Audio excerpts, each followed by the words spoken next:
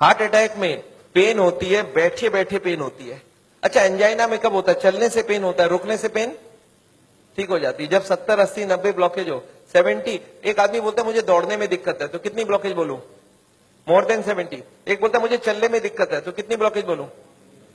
More than 80। एक बोलता है मुझे नहाने धोने में दर्द है, तो मोर देन 90। और एक बोलता है मुझे बैठे बैठे दर्द है, तो 100%। याद रखिएगा, हार्ट अटैक मतलब है ब्लॉकेज इज इक्वल टू 100%। अच्छा, हार्ट अटैक धीरे धीरे होता है, सडनली हो जाता है? सडनली हो जाता है। सडनली, अभी का अभी हो गया हार्ट अटैक, 5 मिनट पहले मिला, 5 मिनट बाद खत्म हो गया, हार्ट अटैक हो गई। कैसे हो जाता है आपको याद है? अब देखिए एक बार। अच्छा, एक आदमी हार्ट का पेशेंट है, उसकी कितनी ब्लॉकेज है? 80 ब्लॉकेज है। उसको हार्ट अटैक करना, 100 ब्लॉकेज ले जाना, कितने साल बाकी है अभी इसको? 10 साल बाकी है। पता चला 10 मिनट बाद हार्ट अटैक हो गया। एक आदमी तो हार्ट का पेशेंट ही नहीं है, उसकी ब्लॉकेज 60 है, 60% ब्लॉकेज है, वो हार्ट का पेशेंट भी नहीं हो तो दौड़ सकता है। अच्छा, उसको कितने साल लगेगा अभी हार्ट अटैक करने? 60 है, 100 जाना है, 40% बाकी है, 20 इयर्स बाकी है अभी। पता चला 20 मिनट बाद हार्ट अटैक हो गई। कैसे हो जाएगा हार्ट अटैक? आपको याद है एक पर्दा आपने बताया था हमने, ब्लॉकेज के ऊपर एक मेम्ब्रेन होता है, वो मेम्ब्रेन बर्स्ट कर जाता है। This is what a heart attack is. देखिए आपको समझ आता है कि नहीं? ये 20% ब्लॉकेज है, दिख रहा है मेम्ब्रेन ब्लॉकेज के ऊपर। ये 40% ब्लॉकेज है, मेम्ब्रेन यहाँ पे है अभी। ये 60%, 70% ब्लॉकेज है, मेम्ब्रेन अभी भी है। और मेम्ब्रेन स्ट्रेच कर रहा है कि नहीं कर रहा है? करते करते एक दिन क्या होगा? मेम्ब्रेन बर्स्ट कर जाएगा, membrane will rupture, membrane will snap, membrane will burst. और जैसे ही मेम्ब्रेन बर्स्ट करेगा क्या होगा? यहां से केमिकल यहाँ आएगी, और यहाँ पे खून जा रहा है, इस खून में क्या होगा? ब्लड केमिकल मिलेगा, और केमिकल मिलते ही ब्लॉकेज हो जाएगी 100%। This is called heart attack. 100% blockage कितने देर में बना? 5 मिनट में। 0 से 80 आने लगा था 40 साल, और 80 से 100 आने में 5 मिनट्स, 2 मिनट्स। अब एक बात बताइए, हार्ट अटैक को रोकना कैसे है? आपका दिमाग क्या बोल सकता है? मैं आपको समझाता हूं, एक एग्जांपल सोच लीजिए। एक नोट का गड्डी है, नोट का गड्डी समझते हैं? नोट की गड्डी में रबर बैंड लगा है, मैं हर दिन उसमें नोट घुसाए जा रहा हूं, और जब रबर बैंड टाइट हो गई तो आपको मैंने पूछा क्या करूं कि रबर बैंड ना फट जाए, तो आप क्या जवाब देंगे हमको? नोट घुसाओ मत। आप ये पूछेंगे सर अभी तक रबर बैंड फट गया क्या? मैं बोला नहीं, अभी तक नहीं फटी है। आप बोलिए एक काम करना, कल से नोट घुसाना मत, देखना फटेगा नहीं। ये काम बात ठीक लग रहा है कि नहीं लग रहा है आपको? घुसाना बंद करो। और मैं एक स्टेप और आगे जाता हूं कि कुछ नोट निकाल लो कि रबर बैंड ढीला हो जाए, अब फटने का क्या चांस है? एकदम नहीं है। एंड यही बात मैं हार्ट के पेशेंट को समझाता हूं। मैं बोलता देखो अभी जहां तक चले गए चले गए, अब आप ब्लॉकेज को बढ़ाओगे तो एक ना एक दिन हार्ट अटैक होगा। कब होगा हम नहीं जानते, पर कभी ना कभी हो सकता है। आज 80 है, मालूम नहीं 90 में पर्दा फट जाए। ये पर्दा कब फटेगा हमको नहीं मालूम है। हर आदमी का पर्दा अलग अलग है, हर आदमी की मेम्ब्रेन अलग अलग स्ट्रेंथ की है। अब कब फटेगा नहीं मालूम, पर एक बात पक्का मालूम है कि आज से नोट घुसाना बंद कर दिया तो फटने के चांस कम हो जाएगा, और कुछ नोट निकालना चालू कर दिया तो। आपको क्या लगता है, लॉजिकल बात हो रही है कि नहीं? वो जो कारण है ब्लॉकेज का उसको हटाओ और बॉडी में सप्लाई फैट का बंद करो, अब हार्ट अटैक का chance is almost nil, almost nil. और यही बात मैं हार्ट के पेशेंट को समझाता हूं। आपको क्या लगता है, सही हुआ कि नहीं हुआ? कॉमन सेंस के बात यही बोलता है कि नहीं? ब्लॉकेज का कारण को हटाओ और खत्म करो बात। तो ये है हार्ट अटैक रोकने का उपाय। मैंने देखा है बहुत सारे पेशेंट ये करते नहीं है, वो खाना पीना गलत खाते रहते हैं, दवाइयां खाते हैं। कार्डियोलॉजिस्ट को पूछ भी लेते हैं कि डॉक्टर साहब मैं आपसे दवाई ले रहा हूं तो आपके अंडर में हो गया ना? डॉक्टर बोलता है हाँ मेरे अंडर में हो। बोलता है डॉक्टर साहब कभी हार्ट अटैक हो जाए तो आप कहां मिलोगे? मैं अभी ब्लॉकेज बढ़ा रहा हूं, आप सिर्फ हमको बताओ हार्ट अटैक के वक्त आप। अच्छा, कार्डियोलॉजी भी बड़ा खुश रहता है, बोलता है मेरा मोबाइल नंबर रखना, जब भी हार्ट अटैक हो मुझे इन्फॉर्म करना और मैं आपको बताऊंगा कहां पहुंचना है, और मैं भी वहीं पहुंचूंगा, फिर आपको बचाने की पूरी कोशिश करूंगा। पर हार्ट अटैक के बाद, हार्ट अटैक के पहले करने का कुछ जरूरत? आपको क्या लगता है, सही बात हो रहा है गलत हो रहा है? अरे हार्ट अटैक के पहले ही रोक लो ना कि हार्ट अटैक। पर मैंने देखा आजकल ऐसा ही कुछ हो रहा है। Anyway I don't want that. अच्छा एक बात बताइए, ये जो पेशेंट है जिसका ब्लॉकेज बढ़ रहा है, ये सब जानता भी नहीं है क्या क्यों ब्लॉकेज बढ़ रहा है। कार्डियोलॉजिस्ट के पास जाए तो उसको बता देना चाहिए कि नहीं किस लिए ब्लॉकेज हो रहा है। अच्छा, अगर हार्ट के हॉस्पिटल में आप चले जाएं तो वो लोग भी यही सब बात करेंगे ना आपसे? क्या लगता है, हाँ या ना? वो लोग क्या बात करेंगे? उनके पास दो प्लान है, एक है बाईपास सर्जरी और एक है एंजियोप्लास्टी।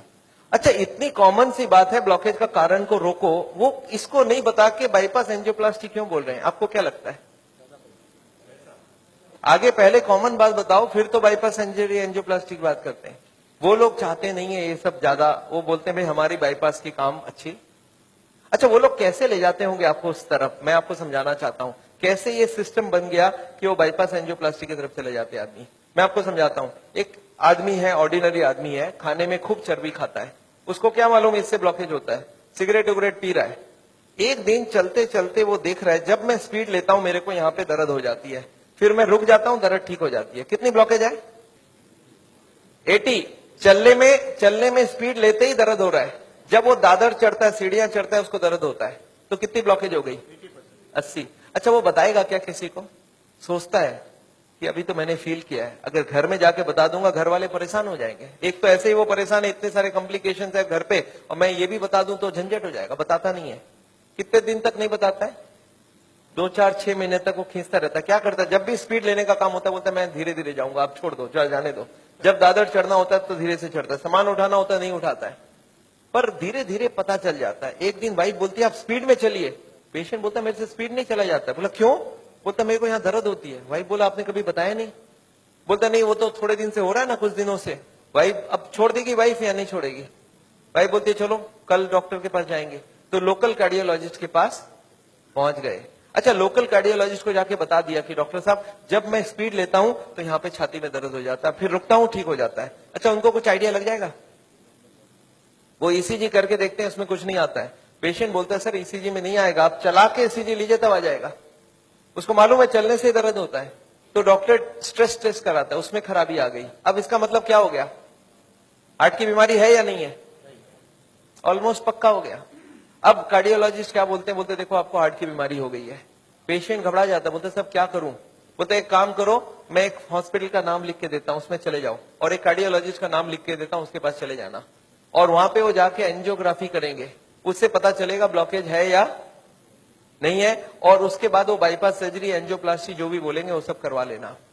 पेशेंट बोलता है इसका मतलब वो सब करा लो। बोला हाँ, जो भी निकलेगा उस हिसाब से करा लेना। पेशेंट बोलता है सर और कोई बात? बोला एक काम कर देना मेरा, उनको बता देना मैंने ही आपको वहां पे भेजा है। अच्छा, इसका भी कुछ फायदा है ना? अच्छा, अब आप कहां चले गए नेक्स्ट डे? पेशेंट पहुंच गया हार्ट के हॉस्पिटल में, कार्डियोलॉजिस्ट को बता दिया कि मैं स्पीड लेता हूं, मेरे को छाती में दर्द होता है। कार्डियोलॉजिस्ट को कुछ समझ आ गया क्या? उनको बहुत अच्छे से समझ आ गया, एक नया पेशेंट आ चुका है। अच्छा, वो बोलते नहीं ऐसा, वो क्या बोलते हैं? वो बोलते हैं मेरे को डाउट है ये ब्लॉकेज है या नहीं है। अच्छा, पेशेंट खुश हो जाता है। पेशेंट बोलता है वो डॉक्टर तो मेरे को डरा ही दिया था, बोलता हार्ट की ब्लॉकेज है, और ये बड़ा डॉक्टर ये बोलता है मेरे को डाउट है। पेशेंट बोलता है मेरे को हार्ट की बीमारी हो ही नहीं सकता। अरे मैं कभी कोई गलत काम किया ही नहीं, सिगरेट तो बहुत लोग पीते, मैं भी पीता हूं, और चर्बी उर्बी तो बहुत लोग खाते, मैं तो थोड़ी बहुत ही खाता हूं। तो पेशेंट क्या सोचता है कि कुछ निकलेगा तो नहीं, डॉक्टर ठीक ही बोल रहा है, कुछ मिलेगा ही नहीं। पेशेंट बोलता है सर कोई उपाय है, पता चल जाए ब्लॉकेज कितना है। कार्डियोलॉजिस्ट बोलते हैं बस एक एंजियोग्राफी कर लेते हैं, आपको देख लेते हैं है या। अच्छा, पेशेंट मान जाएगा नहीं मान जाएगा?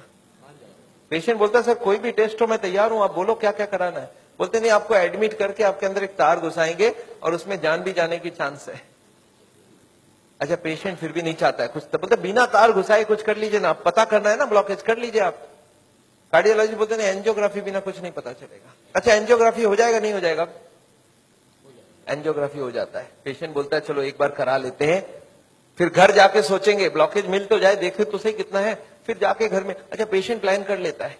क्या प्लान करता है? कि मेरी 30-40 ब्लॉकेज तो हो सकती है, मैंने गलत काम किया है, बड़े दिनों से मेरे को कोई नहीं बोला था फैट नहीं खाना, मैं खाया हूं, सिगरेट नहीं पीना, मैंने पिया हूं, तो कुछ ब्लॉकेज मिलेगा। और प्लान क्या बनाता है कि घर जाके कल से सारा खाना पीना बदल दूंगा, वॉकिंग चालू कर दूंगा, एक्सरसाइज चालू कर दूंगा। एकदम प्लान करके एंजियोग्राफी में जाता है कि कल खाली रिपोर्ट लेके घर जाना है। अच्छा, रिपोर्ट में कुछ, एंजियोग्राफी होने के बाद रिपोर्ट में कुछ मिलेगा या नहीं मिलेगा?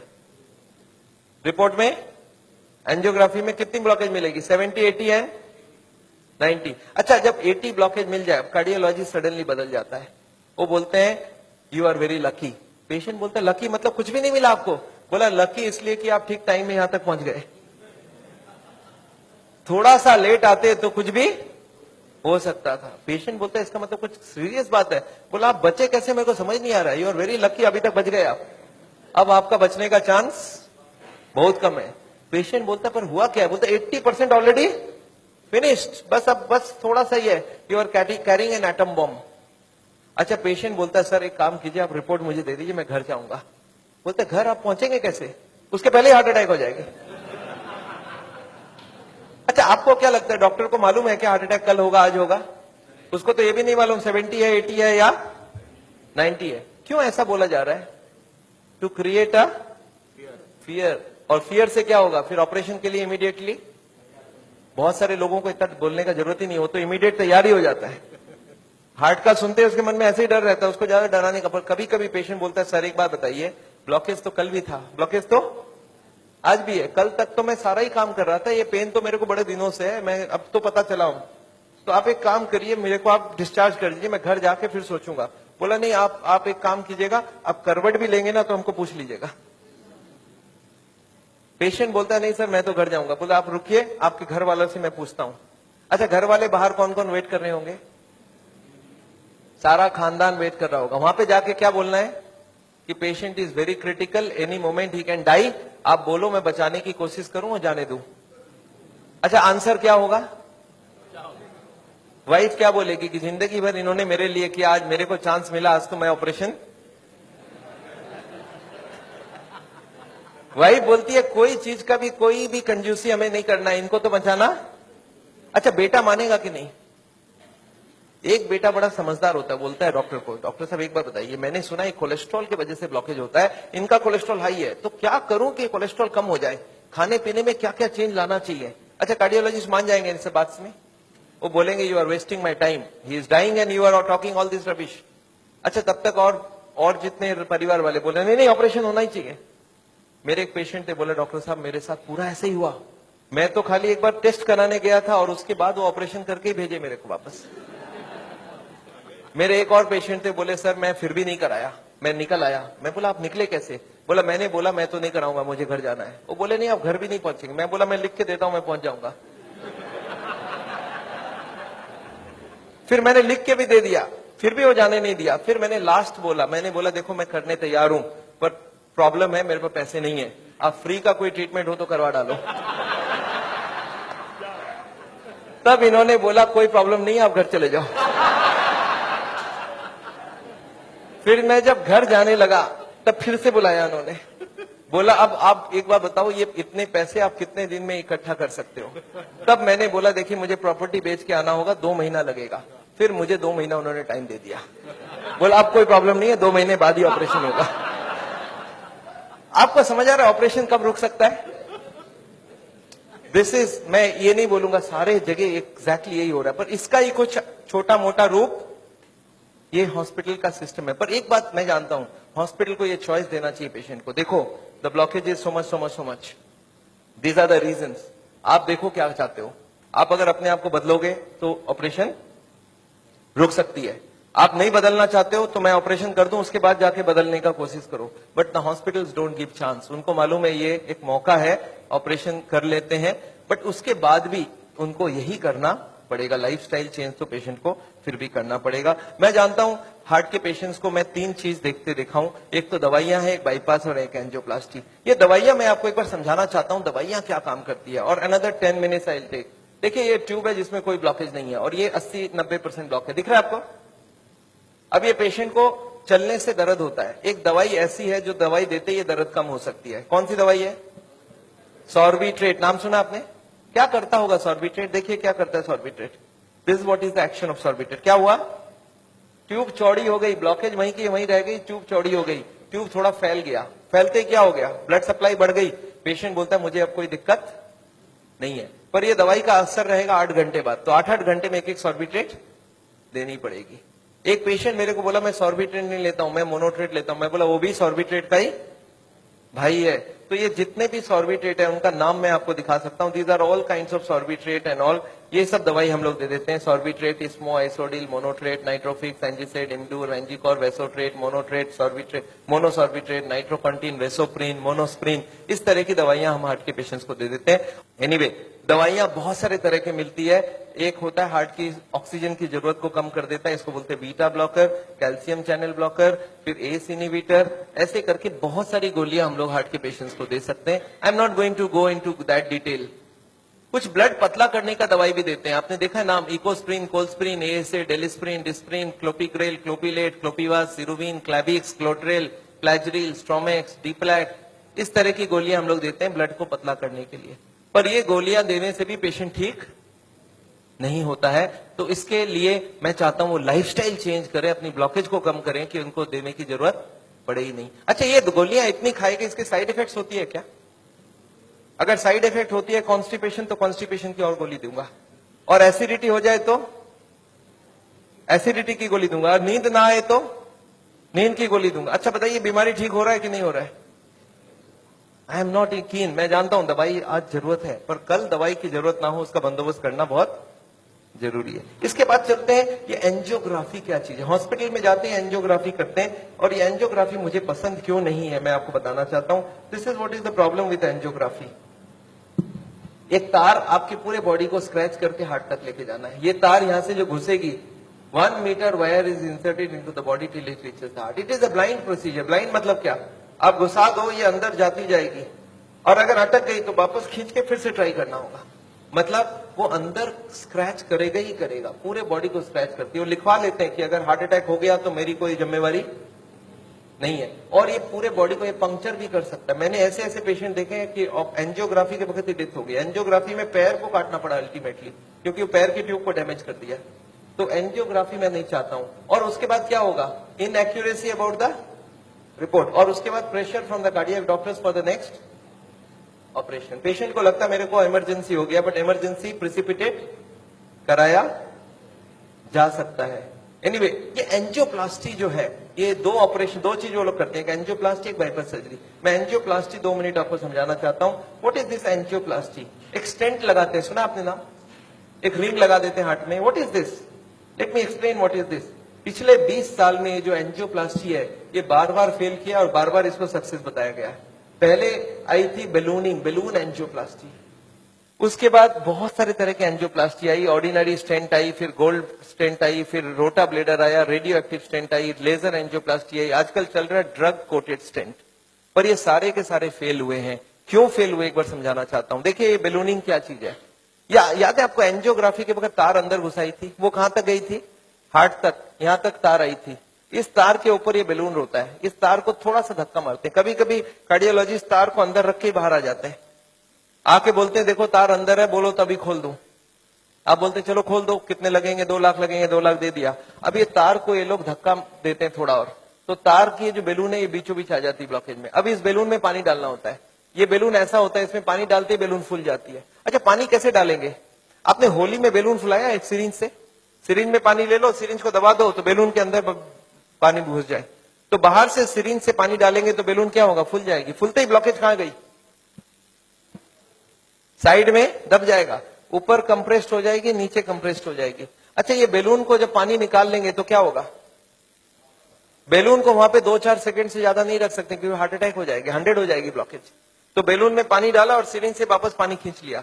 जैसे ही पानी खींचा, बेलून वापस चिपक गई, तार को पकड़ के बाहर निकाल लिया। Angioplasty is over. आपको समझ आ रहा है क्या करना पड़ा? ये तार यहां थी, इसी को थोड़ा आगे किया, बेलून डाल, पानी निकाल लिया और ब्लॉकेज वापस। अच्छा, ब्लॉकेज वापस आ जाएगी नहीं आ जाएगी इसके बाद? क्या लगता है आपको? This is elastic. इलास्टिक समझते हैं आप? ये लोहा या पत्थर नहीं, इलास्टिक है। और जैसे ही बेलून निकाल लिया, ब्लॉकेज वापस आने लग गई। थोड़े साल बाद यही कार्डियोलॉजिस्ट मान गए बेलूनिंग काम की नहीं है। पहले क्लेम किया था बेलूनिंग एक बार कराओगे जिंदगी भर चलेगी, फिर मान गए काम की नहीं है। फिर क्या हो गया? फिर वो बोले इसमें स्टेंट लगाना होगा। What is this stent? Look at this, this is the blockage. दिख रहा है आपको येलो कलर की? और इसके अंदर एक बेलून डाल दिया। आपको दिख रहा है ब्लैक कलर का बेलून? बेलून में पानी डाला तो ब्लॉकेज कहां चलेगी? साइड में आ गई। जब बेलून निकाल लेंगे तो ब्लॉकेज वापस आएगी, तो यहाँ पे एक स्प्रिंग लगा देते हैं। ये स्प्रिंग क्या काम करेगा? ब्लॉकेज को आने से रोक देगा। आपको समझ आ रहा है स्प्रिंग का मतलब क्या है? अगर स्प्रिंग डाला गया, इसका मतलब क्या है? कि ब्लॉकेज वापस आ रही थी। इसका मतलब पहले वाला जो क्लेम था वो गलत था कि बेलूनिंग करा लो, ठीक रहा। इसके बाद ये जो स्टेंट लगी, स्टेंट का एक मेजर प्रॉब्लम है कि इसके अंदर से ब्लड जाएगी और फॉरेन बॉडी के अंदर ब्लॉकेज बहुत जल्दी होती है। ये देखा गया है स्टेंट में 6 महीना 1 साल में सारे ब्लॉक आ जाती वापस। और ये जब वापस आने लगी तब इन्होंने थोड़े दिन तक तो बोला नहीं नहीं नहीं आती है नहीं आती है। थोड़े दिन बाद इन्होंने बोला कि नहीं ये स्टेंट तो खराब होगी क्योंकि ये ऑर्डिनरी स्टेंट है, इसमें एक मेडिकेटेड स्टेंट देना होगा। वो दवाई में डाल के स्प्रिंग को निकाल लेंगे, अब बहुत बढ़िया हो जाएगा। तो ड्रग की कोटिंग चल जाए। आपने देखा है चांदी के गहने में सोने की कोटिंग चढ़ाते हैं, तो वो स्प्रिंग के ऊपर कोटिंग चढ़ा देते हैं और वो कोटिंग चढ़ा के लगा दिया, पर इसके बाद भी ये फॉरेन बॉडी ही रही, इसमें वही का वही रिजल्ट आया है। अभी लेटेस्ट है कि 66% people with in 1 year will come back with a reblockage. इसके बाद है बाईपास सर्जरी। एक बहुत बड़ी सर्जरी होती है। देखिए बाईपास सर्जरी मैं इसलिए नहीं चाहता हूं, एक बहुत बड़ा सर्जरी है। एक पूरे चेस्ट को काटो और इसको काट के, इसको चाकू से नहीं कटेगा, इसमें आड़ी से कटेगी। आड़ी समझते हैं आप? आपने मार्बल फिटिंग के वक्त एक देखा गोल चक्का लेके घूमते हैं, ऐसा एक लगा के ये पूरा खुलेगी। इसको अंदर से ऐसे जैक करके ऐसे खोलेगा, अंदर में हार्ट को रोक के उसमें ऑपरेशन होगी। और हार्ट को रोकेंगे तो एक मशीन से पूरे बॉडी को ब्लड जाएगा, इसको बोलते हैं हार्ट लंग मशीन। उसमें कुछ ब्लड डाल के उससे चलाना होगा and during this time the operation has to take place. But this operation is very complicated. Luck अच्छा हो तब ठीक है, नहीं तो कुछ ना कुछ कॉम्प्लिकेशन रहती है, बहुत सारे लोगों की जान भी जाती है। पर ऑपरेशन के बाद क्या होगा ये देखिए, ऑपरेशन के बाद क्या होगा। ये ट्यूब जो ब्लॉकेज है वो यहीं रह गई, उसके जगह नई ट्यूब लग गई। तो ये ब्लॉकेज के जगह नई ट्यूब लग गई तो क्या हो गया, बाईपास हो गया। पर ये नई ट्यूब में फिर कभी ब्लॉकेज आएगा कि नहीं, आपको क्या लगता है? ये नई ट्यूब में फिर से ब्लॉकेज आती है। अच्छा अब तो 40 साल बाद ही आएगी ना, पिछले बार कितने साल लगी थी आपको याद है? देखिए एक वाई का जवाब सोच के देखिए, ओरिजिनल ट्यूब में कितने साल में ब्लॉकेज हुई थी?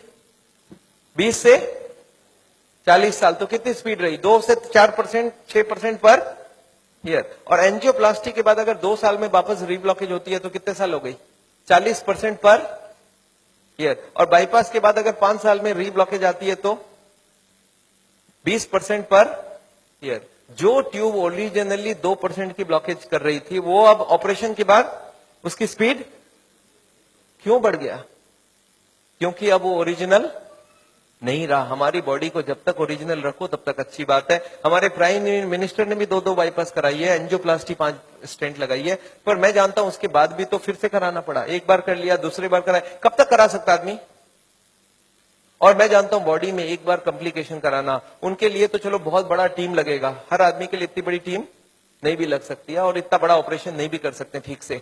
पर मैं जानता हूं अगर ऑपरेशन बिना ही हमारी काम बन जाए, अगर हम लाइफस्टाइल को ही चेंज करके कर सकते हैं तो हम ऑपरेशन क्यों करवाएं? And this is what is the contention. Nevertheless मैं हार्ट के पेशेंट को एक ही चीज समझाता हूं कि ब्लॉकेज अगर रिवर्स करना है तो उसके लिए थोड़ा आपको एक्यूरेसी करना होगा। What is this accuracy? You understand? This is the accuracy. इस पिक्चर को आपने देखा है, इसमें एक्यूरेसी लिखा है। कितना एक्यूरेसी है इसका मतलब? मैं आपको समझाता हूं।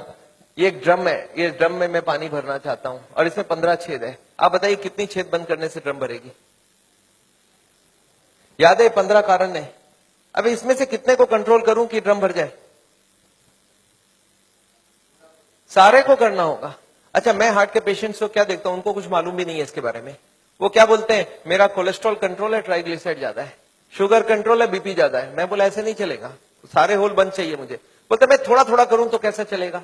मैं बोला थोड़ा थोड़ा से काम नहीं चलेगा। बोलते मेरा बीपी कम किया हूं पर पूरा कम नहीं कर रहा हूं, 120 नहीं ला रहा हूं, 140 ही रखा हूं।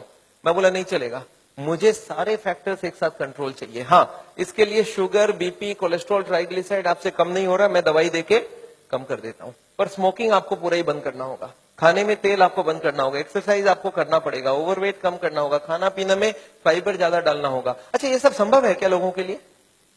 यस, क्या प्रॉब्लम है? ये तो सिंपल सी बात है, इसको क्यों नहीं कर सकते? क्यों नहीं सिगरेट बंद कर सकते? क्यों नहीं मीट बंद कर सकते? क्यों नहीं तेल घी छोड़ के आप अलग तरीके से खाना बना सकते हैं? तो all these if you do there is no problem. Nevertheless मैं जानता हूं, एक और छोटा सा चीज आपको बताना चाहता हूं। अभी एक और नई जो टेक्नोलॉजी आ गई है, आदमी को मैं सोचता था बिना काटे कुछ हो सके। ये हमारी कुकिंग की क्लास है, this is a cooking class. मैं हार्ट के पेशेंट्स को ट्रेनिंग देता हूं। This is my dietitian teaching cooking, 0 oil cooking to the patients wives. मैं हार्ट के पेशेंट्स को योगा सिखाता हूं। मैं बोलता हूं कैसे भी करो, योगा करो, आप योगा करने की बहुत जरूरी है। उसके साथ उनको क्या करना चाहिए, क्या नहीं करना चाहिए, कितनी सामान उठानी चाहिए, गाड़ी चलानी चाहिए, स्कूटर चलाना चाहिए, ऑफिस जाओ तो क्या प्रिकॉशन लो, दादर चढ़ो तो क्या प्रिकॉशन लो। आगे कौन सी योगा करो, कब तक करो, कौन सी मेडिसिन लो, कब तक लो, एंड फॉर दिस हाँ मैं एक मैगजीन भी निकालता हूं, इसका नाम है साउल टाइम्स। ये मैगजीन मैं हर महीने निकालता हूं, दिल्ली से निकलती है, हिंदी और इंग्लिश में।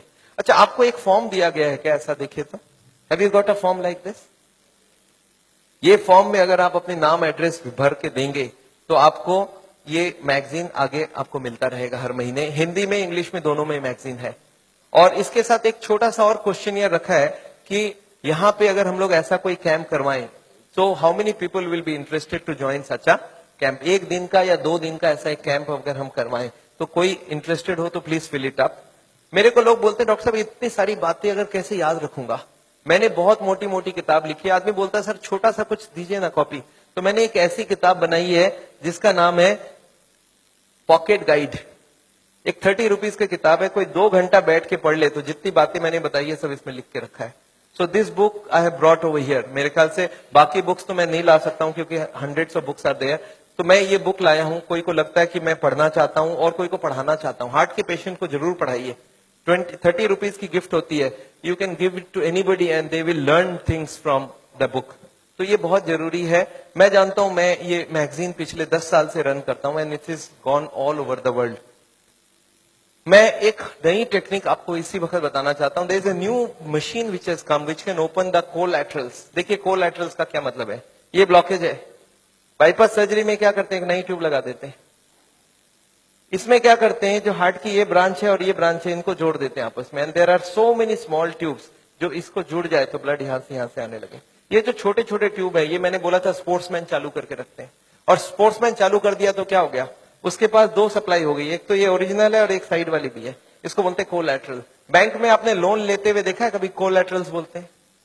कोलैटरल मतलब क्या, कि ये फेल हो जाए तो दूसरा कोई होना चाहिए। तो ये कोलैटरल्स भगवान ने हमें दे के रखा है। ओरिजिनल तो था ही था, एक कोलैटरल भी देके रखा, कभी ये फेल हो जाए तो ये चालू करना। अच्छा, ये अगर चालू हो जाए बिना ऑपरेशन के तो इससे अच्छा कुछ नहीं हो सकता। And this is a new machine, new technology which has कम। देखिए हमारे मेडिकल साइंस की टेक्नोलॉजी बिना कांटे वाली टेक्नोलॉजी है। ये देखिए ये ट्यूब्स है जिसमें कोई कोलैटरल्स चालू नहीं है, और ये है ट्यूब्स के सारे कोलैटरल्स चालू हो गए। आपको समझ आ रहा है डिफरेंस दोनों के अंदर? ये जो छोटे छोटे कोलैटरल्स है ये हमारे सबके पास है, और एक मशीन से इसको या तो स्पोर्ट्स करके चालू कर सकते हैं या तो एक मशीन से चालू कर सकते हैं। ये मशीन क्या करती है सोचिए, ये जैकेट्स लगा दिया हमने कफ में, थाई में, बटक्स में, और सारे को एक साथ स्क्वीज कर दूं तो क्या होगा, इसकी ब्लड कहां जाएगी, बॉडी में ही रहेगी पर कहां जाएगी, ये हार्ट के तरफ जाके हार्ट की ट्यूब्स को धक्का देके प्रेशर देके इसको खोलेगी। ये प्रेशर 1-1 घंटे तक इसको हार्ट के संग सिंक्रोनाइज करके दिया जाता है। सिंक्रोनाइज मतलब हार्ट जब पंप करे तो मशीन पंप नहीं करता है, जब हार्ट पंप करके रिलैक्स करने लगे, जब पूरी ब्लड वापस आती है तो वो स्क्वीज करके सारे ब्लड को एक साथ भेजा जाता है। And this goes on, ECG feed होती है कंप्यूटर को, and this machine we have seen now without bypass surgery. आदमी बोलता है मुझे इमीडिएट रिजल्ट चाहिए, तो without bypass this can work very well. तो इसको हम लोग बोलते हैं नेचुरल बाईपास। नेचुरल बाईपास समझ रहे हैं, भगवान ने ऑलरेडी नेचुरल बाईपास हमें दे के रखी है, स्पोर्ट्समैन चालू करके रखा है। तो आप हार्ट के पेशेंट हो, आप चालू करो, आपके पास कोलैटरल आ गई तो ओरिजिनल नहीं भी होगा तो भी काम चल जाएगी। और एक मैं जैसे ही, हाँ एक और ट्रीटमेंट आई है जिसको हम लोग बोलते हैं बायोकेमिकल क्लीनिंग। ये अभी बहुत अच्छी रिजल्ट आ सकती है। कुछ केमिकल अंदर डाल के ब्लड में उसको अंदर से गला लिया जाए। जैसे किचन में आपने सुना नाली जाम हो जाए तो क्या करते हैं हम लोग, कुछ केमिकल डालते हैं अंदर से, तो ये केमिकल की भी ट्रीटमेंट आजकल चल रही है। बट अभी भी इसका रिजल्ट्स हर आदमी में सेम नहीं आता है, but results are still there. बहुत सारे ऐसे पेशेंट है जो 30-40% तक ब्लॉकेज इससे कम हो सकती है। नेवरदिलेस मैं समझता हूं मैंने बहुत सारा लेक्चर आपको दे दिया है। कोई ने मेरे को बोला था एक बार कि डॉक्टर साहब कभी भी किसी को आधे घंटे से ज्यादा लेक्चर मत दिया कीजिए। मैंने बोला क्यों? बोला आपने स्कूल, उसके बाद दिमाग काम नहीं करता है। मैंने बोला क्यों ऐसा बोल रहे हैं? बोलते आपने स्कूल कॉलेज में देखा है कभी भी पीरियड्स 40 मिनट से ज्यादा नहीं रखते हैं, उसमें 5 मिनट आने जाने का वेस्टेज गिन लो, आधे घंटे ही चलेगा दिमाग। मैं बोला पर मैंने देखा आप टीवी देखते हो तो 2-3 घंटा देखते हो एक साथ। बोलते नहीं वो इंटरेस्टिंग हो तो देखते हैं। तो मैं जानता हूं आप हमारे साथ बैठे हैं 2 घंटे के लिए और आपको जरूर इंटरेस्टिंग लगा होगा। मैं फिर से धन्यवाद देना चाहता हूं ये हॉल को अरेंज जिन लोग ने किया उनको, श्री माफत लाल जी को जिन्होंने आपके लिए ये लेक्चर कराया है। और अगर आपको लेक्चर अच्छा लगा तो उनके लिए फिर से एक बार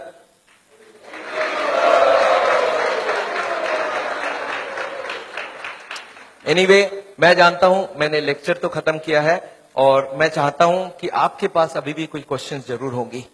मैं कैंप भी करता हूं और मेरी बंबई में जुहू में एक क्लिनिक भी है जहां पे हर वक्त डॉक्टर है और ये मशीनें वगैरह भी है।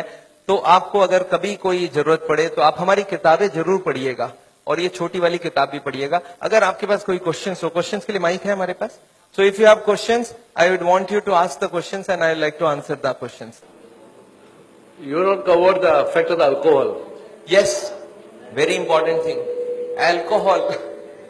मैं आपको बता दूं एल्कोहल हार्ट के लिए कभी अच्छी नहीं है। We don't recommend alcohol for the heart patient. क्यों? एल्कोहल में ग्लिसरॉल होती है और ग्लिसरॉल से ट्राईग्लिसराइड का रिश्ता होता है। ट्राईग्लिसराइड ग्लिसरॉल होता है उसमें भी। तो एल्कोहल में एल्डिहाइड ग्रुप है और ग्लिसरॉल में एल्डिहाइड ग्रुप है और ये दोनों एक दूसरे से एक्सचेंज हो जाती है। जब भी कोई एल्कोहल ले तो उसका ट्राईग्लिसराइड 40-50 तक बढ़ जाती है। तो एल्कोहल कभी हार्ट के लिए अच्छा है ही नहीं। पर एल्कोहल से एक अच्छाई होती है हार्ट में, वो है एचडीएल बढ़ जाती है। तो हार्ट के पेशेंट्स क्या चाहते हैं मालूम है? बोले एचडीएल की बात करो, ट्राईग्लिसराइड की बात ना करो। अरे मैं कैसे बात ना करूं? एक चीज अच्छा एक खराब है ना, तो मैं दोनों को ही बात करूंगा ना। अच्छा, एल्कोहल में एक ही खराबी है और भी खराबी है। मैं आपको गिनाता हूं एल्कोहल की खराबी। एक तो एल्कोहल से स्टोमक खराब हो जाता है, गैस्ट्राइटिस हो जाता है, लीवर खराब होता है, इसको बोलते हैं सिरोसिस ऑफ द लीवर। सुना आपने नाम? अच्छा, एल्कोहल से नर्वस सिस्टम खराब होती है। आपने सुना है एल्कोहल पी के एक्सीडेंट करके लोगों को मार डाला लोगों ने? सुना है सब? तो एल्कोहल से पैसे भी खराब होते हैं, आपको मालूम है क्या? अच्छा, एल्कोहल से एडिक्शन होता है, ये बात मालूम है आपको? एडिक्शन मतलब क्या है? जिसको एल्कोहल पीने की आदत पड़ जाए वो मारपीट करके भी अल्कोहल पिएगा, हर दिन पिएगा। एक आदमी मेरे को बोला सर सबको ही नहीं होता है ऐसा। मैं बोला जो जो हो चुका है उसको जाके पूछो कि आप जब शुरू किए थे तब हर दिन पीते थे क्या? बोलते नहीं, मैं तो पहले एक ही बार पीता था, कभी जिंदगी में एक बार पिया पहली बार, फिर महीने में एक बार पिया, फिर हफ्ते में एक बार पिया, फिर हफ्ते में 3 बार पिया, फिर धीरे धीरे अब हर दिन पीने की आदत हो गया है। तो कौन गारंटी दे सकता है आप उसी एडिक्शन में नहीं जाओ? एल्कोहल में परिवार को बड़ा टेंशन रहता है, वाइफ सबसे ज्यादा दुखी होती है। जब हस्बैंड शराब पीता है तो वाइफ सबसे ज्यादा दुखी होती है। अच्छा, बच्चे तो अच्छा चीज सीखते हैं आपसे, बच्चे भी बहुत दुखी होते हैं कि पापा को सिगरेट पीने देते। दो ही होता है, बच्चा दो ही काम करता है, या तो पापा की तरह पीना चालू करता है या तो पापा को जिंदगी भर नफरत करता है, क्योंकि उसको अल्कोहल या तो पसंद हो जाएगा तो वो पीना चालू कर देगा, वो भी बिगड़ेगा। अच्छा, मेरे को कभी कभी लोग बोलते हैं सर पर मैंने देखा है कार्डियोलॉजिस्ट बोलते हैं थोड़ा बहुत पिया करो। मैंने बोला अच्छा एक काम करना, उस कार्डियोलॉजिस्ट को जाके पूछना कि सर ये अच्छी चीज है क्या? बोला हाँ अच्छी चीज है तब ना हमको बता रहा है। मैं बोला उसको पूछना कि अपने बेटे को और अपनी बीवी को पिलाना चालू किया क्या हर दिन? बोलता नहीं, मेरा बेटा पिएगा तो निकाल दूंगा घर से। अच्छा, अपने बेटे को घर से निकाल दोगे पीने से और हमको आप बोल रहे हो पियो? आपको क्या लगता है लॉजिक बहुत अच्छी है कि खराब है? कोई भी कार्डियोलॉजिस्ट को यहाँ हाथ लगा के बोलने बोलिए कि हाँ ये अल्कोहल बहुत अच्छी चीज है, मैं अपने बच्चों को पिलाऊंगा, अपनी वाइफ को पिलाऊंगा, तब तो मैं मान जाऊं। कोई कार्डियोलॉजिस्ट तैयार नहीं है। पर पेशेंट्स के लिए घूस देना समझते हैं? घूस देना, ब्राइब करना समझते हैं? ब्राइब होने से बहुत काम हो जाता है। तो पेशेंट को ब्राइब देकर रखते हैं कि पेशेंट बोलेगा डॉक्टर मेरा बहुत बढ़िया है, सारा चीज अलाउ कर देता है। But very bad, alcohol is never good for the heart. या any more questions? Garlic. Garlic, मैंने एक क्वेश्चन यहाँ पे लिख के रखा है, कैन आई टेक, कुछ फ्रीक्वेंटली आस्क्ड क्वेश्चंस लिखा, can I take garlic? Garlic heart के लिए अच्छा है, गार्लिक हार्ट के लिए अच्छा, पर नेसेसरी नहीं है जो नहीं खाता उसको ही खाना होगा। ऐसे हजारों फूड है जो हार्ट के लिए अच्छा है, तो you can take any of this food. पर एक आदमी मेरे को बोला सर सिर्फ गार्लिक खाऊंगा मेरा ब्लॉकेज ठीक होगा कि नहीं? मैं बोला नहीं, जितने खराब वाले आइटम है सब बंद करने होंगे, जितने अच्छी वाली सब चालू करनी होगी। तो ऐसा नहीं कि गार्लिक इज अ पैनासिया, पर garlic is definitely good, cholesterol को कम करता है। या yes ma'am. CT angiography Bombay में बहुत सारी जगह, मेरे ख्याल से कम 20 मशीनें लग गई है। हम जहां करवाते वो चित्रा करके है दादर में, दे चार्ज 6,000 रुपीज। तो ये सीटी एंजियोग्राफी के लिए आपको अगर एड्रेस चाहिए, हमारी क्लिनिक का एड्रेस आपके पास है already, you call them up, they will give you the details. Okay So what is good cholesterol, and what if you have the range of good cholesterol is higher than the normal range? So how does it affect the heart, and what is? See, good cholesterol is good cholesterol को good क्यों बोला जाता है? It goes to the blockage, picks up the cholesterol and takes it out. So good cholesterol if you can increase it is wonderful. We want more than 40. तो good cholesterol बढ़ाने का कोशिश करिए, और इसके लिए बाजार में नहीं मिलता है। आप हमको ये नहीं बोल सकते सर 2 किलो मेरे लिए मंगवा दीजिए। गुड कोलेस्ट्रॉल आपकी बॉडी बनाएगी अगर आप खाना पीना ठीक रखेंगे So तो। is good cholesterol anyways related to fat also? I mean, It is coming from fat plus protein. Hare Krishna, Prabhuji. This is Dr. Anuj here. I have done lot of your patients. I have done echoes of those patients at Chitra Scan. Okay. And let me tell you, I'm a cardiologist and I really loved your lecture. It's Thank you, an sir. amazing talk that you gave. And I pray that we do something together with all the malpractice. I'm very much aware of what is going on. And